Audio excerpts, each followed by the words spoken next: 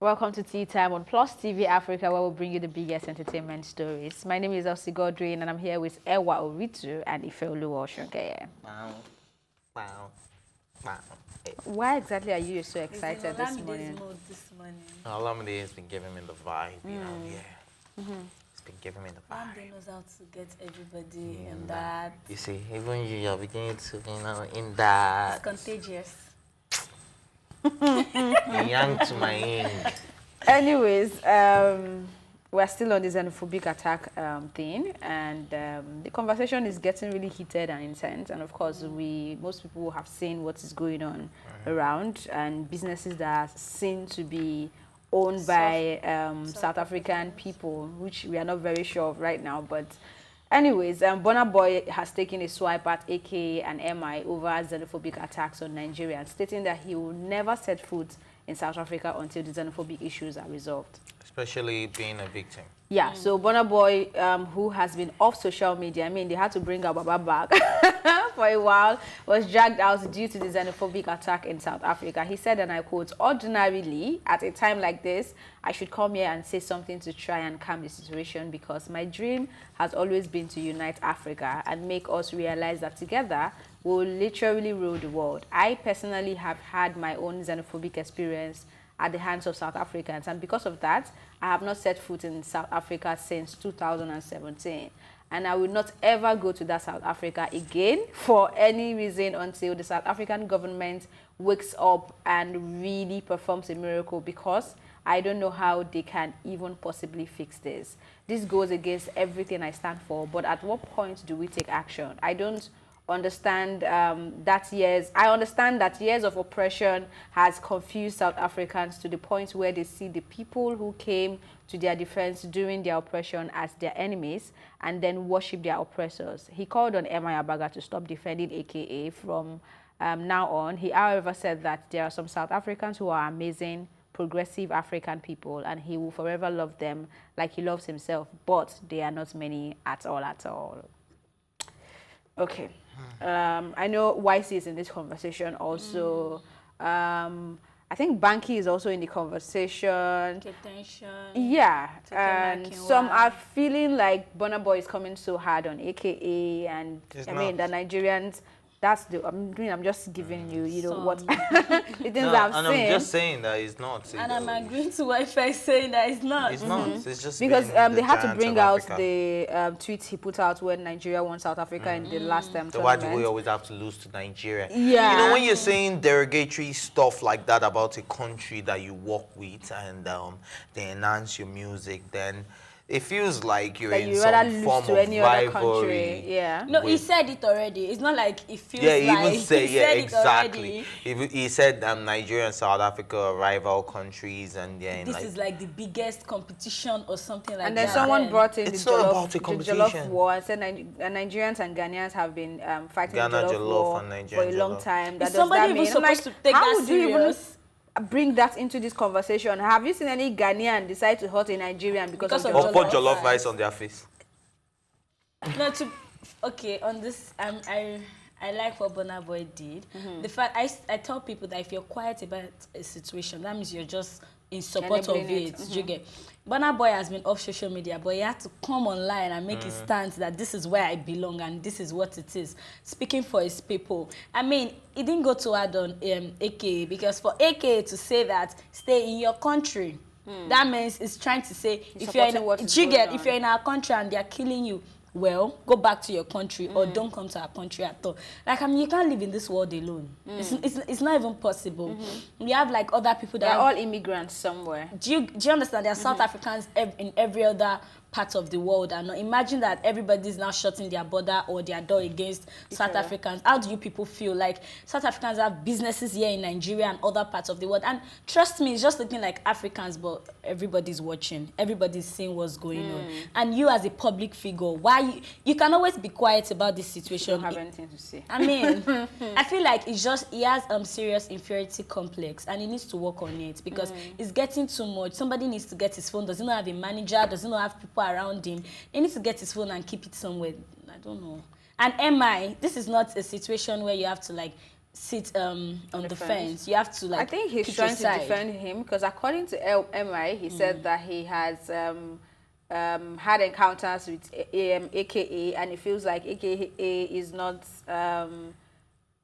How did he put his words now? That he's not, that he's been taken out of context and being misinterpreted, right? No, basically that he loves Nigeria. And no, but it is not showing. Even AK is not saying that. You know why? He's saying what he's saying, and he's still standing by his word. Like if anybody should say anything, he said, imagine him telling Peruzzi to come to South Africa.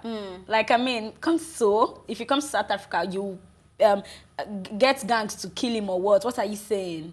He needs to just calm down about this whole situation and drop his phone. Has been quiet. Because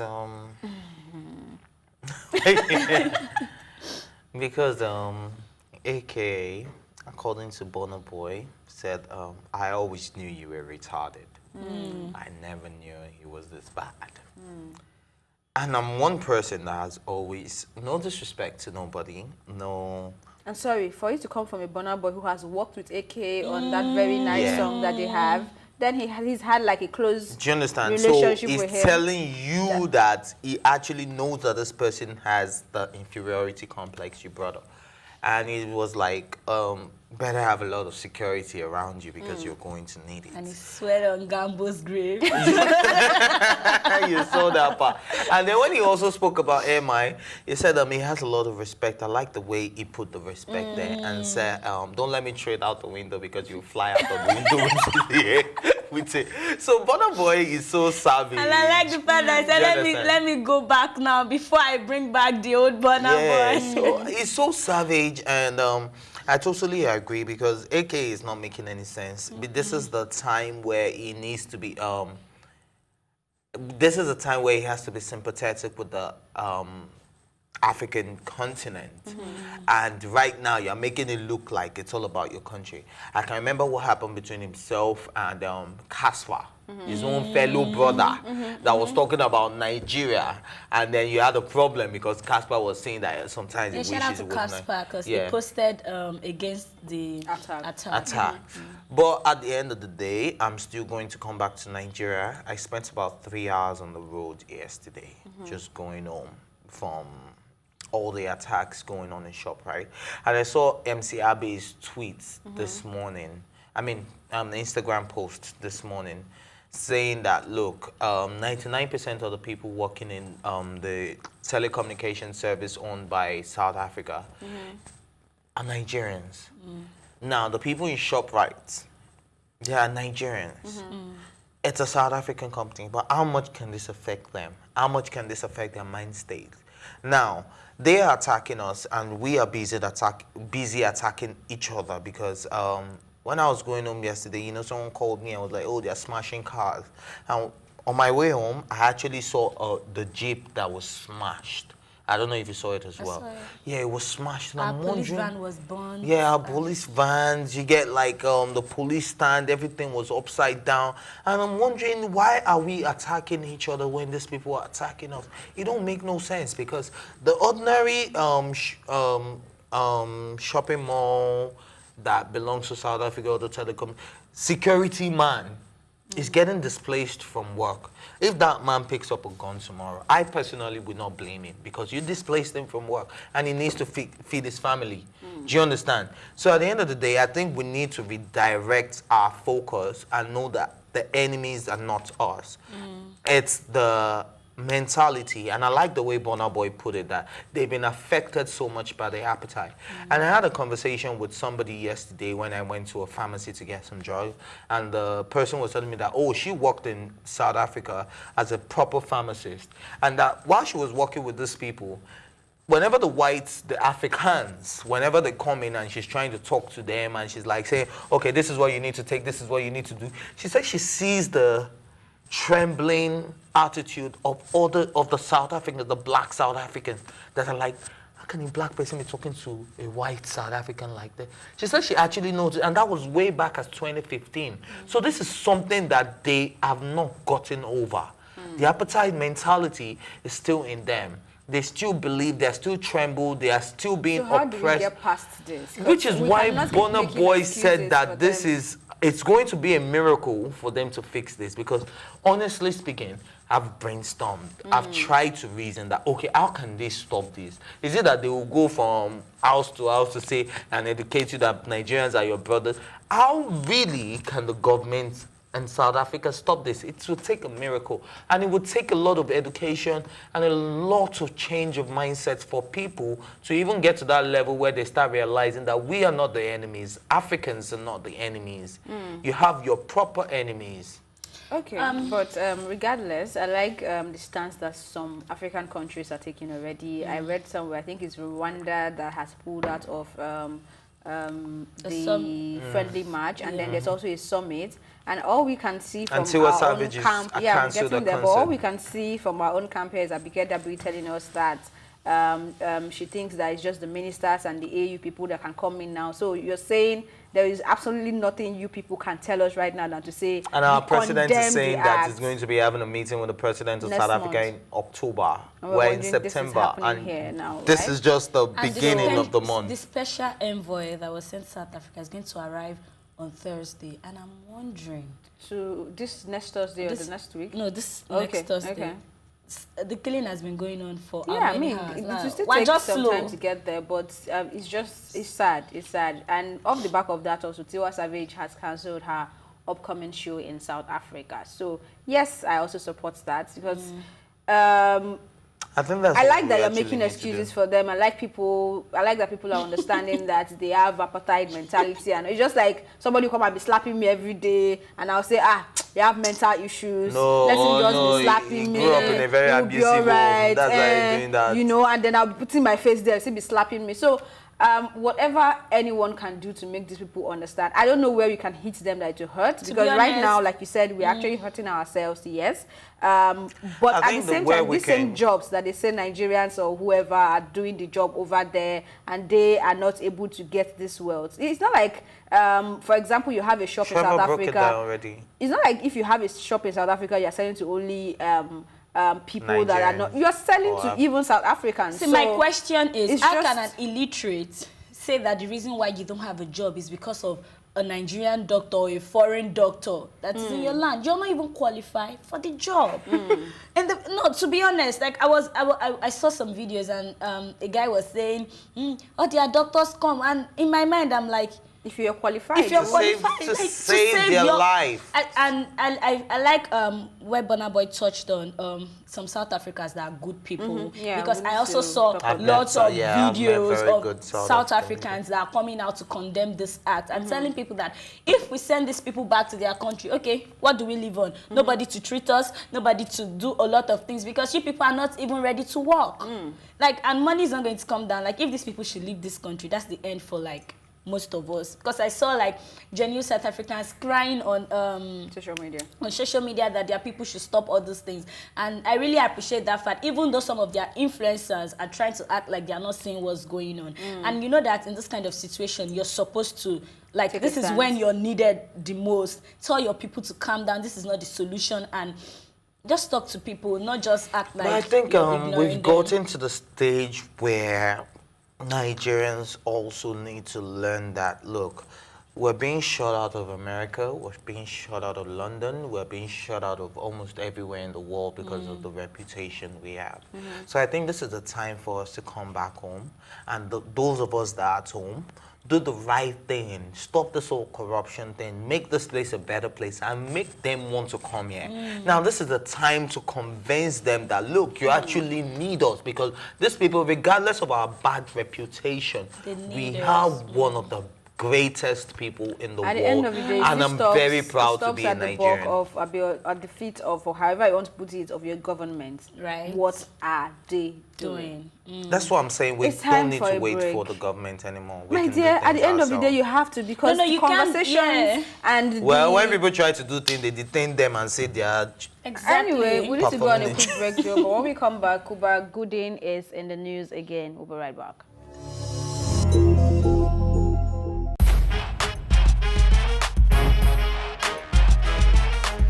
It's the hottest entertainment stories coming up right here, right now. This is Tea Time. Thank you for the tea. Between yourself and MI, who's the best rapper? I'm the best rapper. MI is maybe second after Magneto. Nice!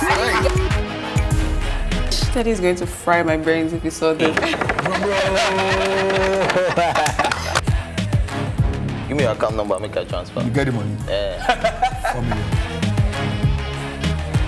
I started getting scared when Yoruba boys started saying, you know, we worry people. One thing is certain. If you are good, my dear, you are good. My kind of person, I'm not ready to cry over any man. You look like Jarul, no? A lot of people say that. Yeah, just the looks, that's all. Not the account. Wow.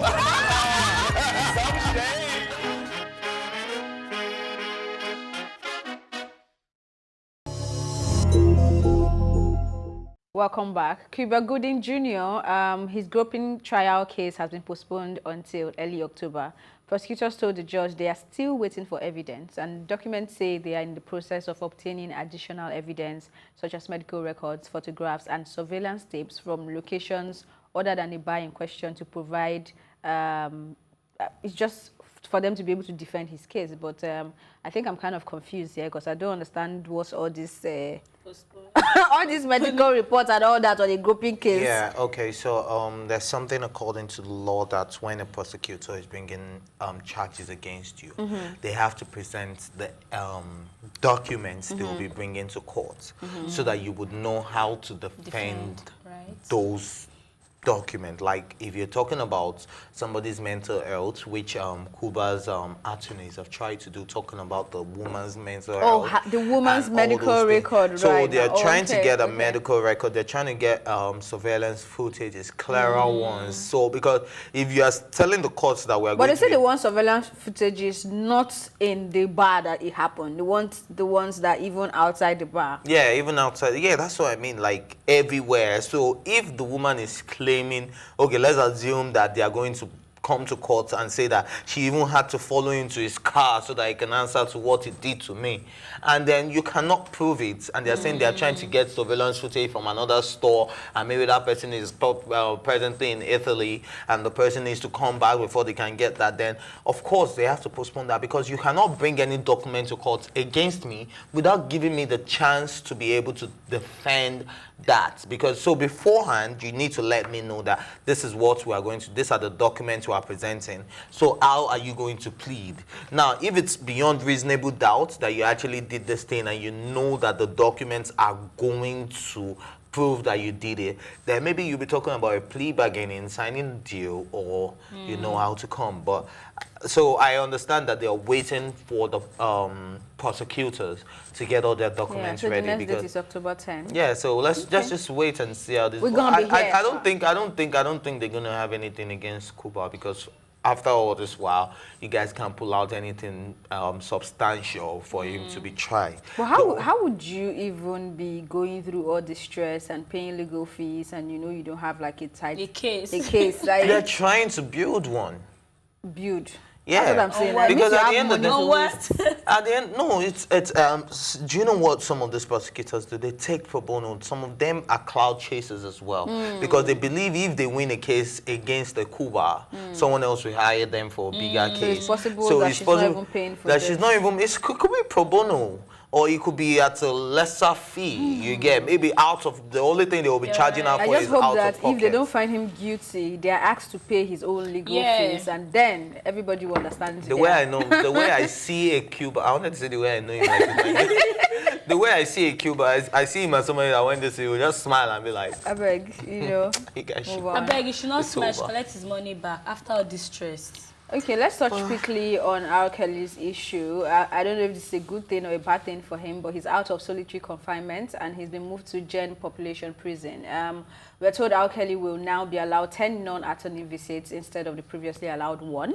He will also have a longer leash of phone calls and emails. Yeah, so, but from the reports we are saying, it's also not safe for him because he's a public figure and because of the kind of things he's being charged with. So I don't know if it's a good thing or not. Come back begging that they should take him out of that case. Yeah. I'm very scared for him actually. To be honest, Gen Pop is not a place for what's it called? a celebrity or a public figure, especially with the type of charges against him, child molestation. See, even criminals have kids and they have families that they love. So if you are being charged for child molestation, sexual crime, some people hate that with a passion. Do you understand? So it's not, and imagine somebody who has a life sentence. What's the worst that could happen? He can probably stab. Or he can use there's this word, say repatriation or something, like say, okay, if this is the last thing I'm going to do in my life. Redemption. To get to redemption is the word. Yeah. And say, okay, yeah. Because what will you do? What's the worst that could happen? You add another life sentence to my life sentence. You know, right? I'm already there for life. Do you understand? So I don't know if this is actually safe for him, but let's see how he copes. But Kelly, you know, I think he has his street side a little bit. Right. So Okay. yeah. Ewa, you want to touch on able to to the next story? I don't have anything to say. You wish him luck in his wish him Gen Pop. good luck. All right, moving on real quick. Actress Sonia Ogiri shares bitter experience with Mercy Johnson. The video is quite long. We cannot play all that. But for what she's saying that she had to come out to share this experience she's had in the past because she wants to heal, right? And she says this is the only way she thinks she can get better. So she's saying that Mercy Johnson was very mean to her. Is known for, I mean, this is allegedly, of course. She's known for trying to stop up and coming artists from getting movie roles, especially when she doesn't like you and all that. Now, well, we don't have evidences, but is it Angela Ogiri? Yeah. She supported what she's saying to say, yes, she experienced it also, and it is true. Said, our own got spiritual. She attacked that spiritually and physically. And I'm like, wow. So, and then she's also come out to say that somebody's threatening her life, herself and her son's life. Now? Yeah, now. She came out, she said somebody sent her a DM, a fake account. I don't know why people, well, maybe, I don't want to say I don't know why people take fake accounts threatening you so serious. Like, I mean, it's not Mercy Johnson. Oh, ain't you the same person that say you don't know how it really gets till it becomes real? Yeah, I know, but like, in our own case, you know that it's just like this girl coming out to say Toyin Amaku is calling Toyin Amaku to older fans that they are threatening. Sorry, Toyin Abraham to older. But she has a new name now. No, I don't think she has. She has not officially told us.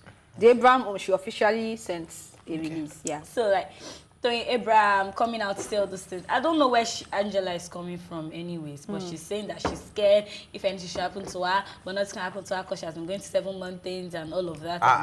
She wrote everything. And I'm like, it's not just, I don't know, but... But have any of you had the experience or had the opportunity to encounter Mercy Johnson in any way? Yes, I have encountered Mercy Johnson, and she's a very sweet person. At least on the red carpet. But I was always also, should I say, unfortunate or fortunate to encounter another Nollywood diva who has been in the news for a I'm not going to mention names. Okay. I'm not going to mention a name. So she showed you that part. Yeah, and she showed me that part. You know, I always stand to a defense to say that oh, maybe she's not in the mood, maybe she's not this, but maybe she's not that, but she's a proper diva. And she really showed it on the red carpet just about 3 days ago. And I was very disappointed. So if anyone is saying anything about an Nollywood actress, I won't be surprised because this is somebody that I looked up to growing up. I watched a lot of her movies. And the first time I encountered her on the red carpet, I was disappointed. Do you understand? So they're all humans. They don't, it don't make them superhuman because they're celebrities. So obviously they have their bad side. Just roles and characters. That's not their real So they have their bad side. So I'm not saying that whatever they're saying against Mercy Johnson is true or not. But I just want you to know that like every other human being that has a good and a bad side, they also have their good and bad side. Obviously the person I encountered on the way, some other people will have very positive things to say about that person. Not a lot of people do. Because I know who you a few people will have positive things to say about, but I personally can't see her on the red carpet and take my microphone to her anymore. Anyways, okay, I was going to touch on what's her name, Sonia coming to talk about Mercy's marriage, I feel like it's just a little bit... She didn't talk about it. But, you know, she said a lot. No. You snatched... I watched you to the end. No, she said... I know things about your husband. Yeah, she said, how would you feel? No, she said, imagine how you felt when people said you snatched somebody's man. That was how I felt with my son. I felt worse. And then at the end... And she said, I know things about your husband that before you got married. And then she now said, will I now come out to start talking about... She did not. She never said it. She just... I felt like she would have just faced, in my what I feel, in my opinion. Like, I mean, you can always address the whole issue without mentioning that part. Why not? Well, just a case of saying, I knew this thing, but I'm matured put yourself in my shoes. Yeah. I think that's what she's just trying to say. Talking about it because she didn't end at that. She was like, there's some things. But did she tell you the things she knows? She'll come out and tell me. She'll come out and tell you. She will say it soon. Everybody will say it soon. I've heard things also. I could come out to say, oh, maybe I believe this or not. But like I said, people's story is not for me to tell. I'm not whoever it is come out to share the real story. I'm not trying to defend Mercy because I don't know her personally. She's human, like you first said. She has her good side. She has a bad side. She'll have her awesome moments. She'll have the time that she just wants to be a diva and enjoy the fame. You know, like the diva I meant. Yeah. So whatever it is, I think if Mercy feels like she has offended her or any other person out there, reach out somehow. And I mean, it's just a small world. You're enjoying now. You don't know what tomorrow will be, right? So just mend whatever bridge you've broken. Hopefully, it's concrete that you can see by.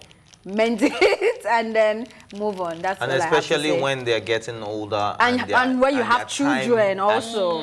Yeah. No.